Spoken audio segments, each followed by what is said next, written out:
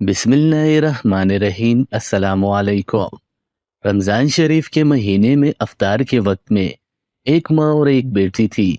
ماں نے بیٹی سے کہا، آج مہمان آنے والے ہیں، افطاری تیار کرنی ہے، اسی لیے تم بھی میرے ساتھ مدد کرو۔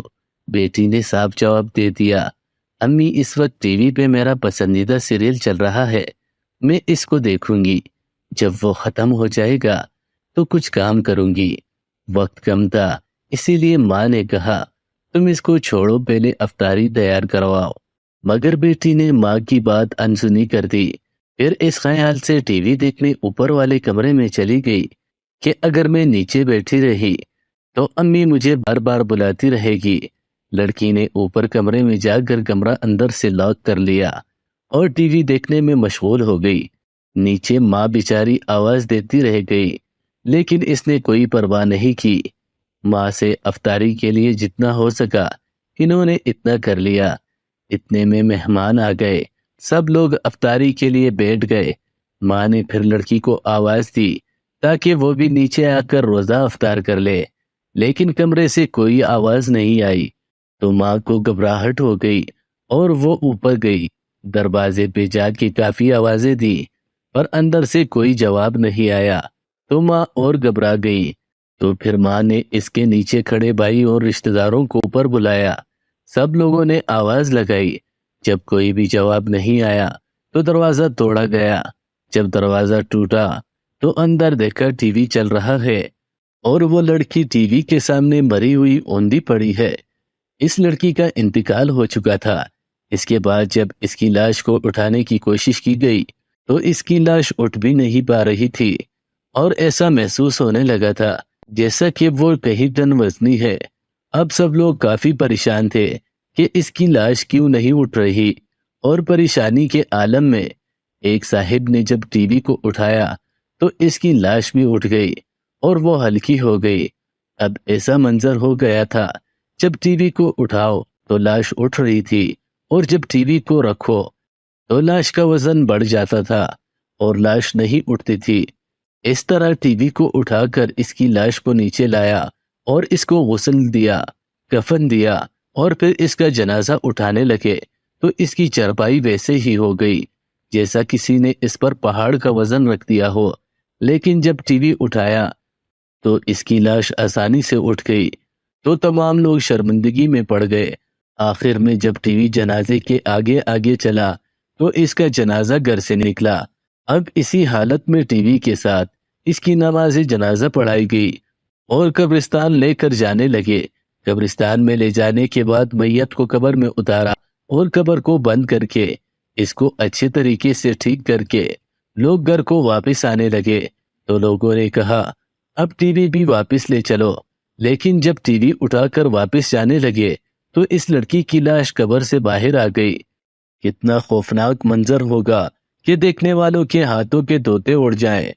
لوگوں نے دوبارہ ٹی وی کو ادھر ہی رکھا اور اس کی لاش کو قبر کے اندر رکھ کے قبر کو بند کر دیا۔ پھر دوبارہ ٹی وی لے کر چلے تو پھر وہی ہوا، اس لڑکی کی لاش باہر آ گئی۔ اب لوگوں نے کہا، یہ ٹی وی کے ساتھ ہی دفن ہوگی، اس کے علاوہ اور کوئی راستہ نہیں ہے۔ آخر کار تیسری بار میں لڑکی کو قبر میں رکھا اور ٹی وی کو بھی اس کے ساتھ رکھ دیا گیا۔ ایسے ہی اس کو دفن کرنا پڑا۔ اب آپ خود اندازہ لگاؤ اس لڑکی کا کیا حشر ہوا ہوگا۔ ہماری سمجھداری کے لیے اللہ تبارک و تعالیٰ نے ہم کو دکھا دیا۔ ابھی بھی اگر ہم نہیں سدھرے تو ہم سے بیکار انسان کوئی بھی نہیں ہے۔ اسی طرح کا ایک اور واقعہ ملاحظہ فرمائے۔ ہند کی کسی شہر کی ایک مسجد میں کچھ سوگوار افراد گھبرائے ہوئے آئے اور نمازیوں سے کہنے لگے، ہمارے یہاں میت ہو گئی ہے اور بڑا عجیب معاملہ ہے، آپ حضرات برائے کرم آ کر دعا فرما دیجئے۔ جب سب گھر پہنچے تو ایک جوان عورت کی لاش کمرے میں رکھی تھی اور اس کے چاروں طرف بڑے بڑے خوفناک کن کھجوریں محاصرہ کیے ہوئے تھیں۔ یہ وحشت ناک منظر دیکھ کر مارے خوف کے سب کی گگی بند ہو گئی۔ کسی سمجھدار شخص نے کہا، یہ میت کا عذاب معلوم ہوتا ہے جو ہماری عبرت کے لیے ظاہر کیا گیا ہے، آؤ مل کر استغفار کرتے ہیں۔ چنانچہ سب نے مل کر توبہ و استغفار کر کے گڑ گڑا کر اور رو رو کر کافی دیر تک دعا مانگی۔ بالآخر وہ خوفناک کھجوریں لاش کا گھیراؤ چھوڑ کر ایک طرف کونے میں جمع ہو گئی۔ تجہیز و تکفین کی ترکیب بنی۔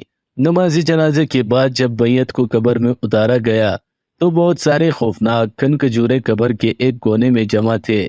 یہ دیکھ کر لوگوں میں خوف و ہراس پھیل گیا۔ جو تو قبر کو بند کر کے لوگ وہاں سے رخصت ہوئے۔ تدفین کے بعد جب میت کی ماں سے اس کا عمل دریافت کیا گیا تو اس نے کہا یہ ٹی وی دیکھنے کے بہت شوقین تھی۔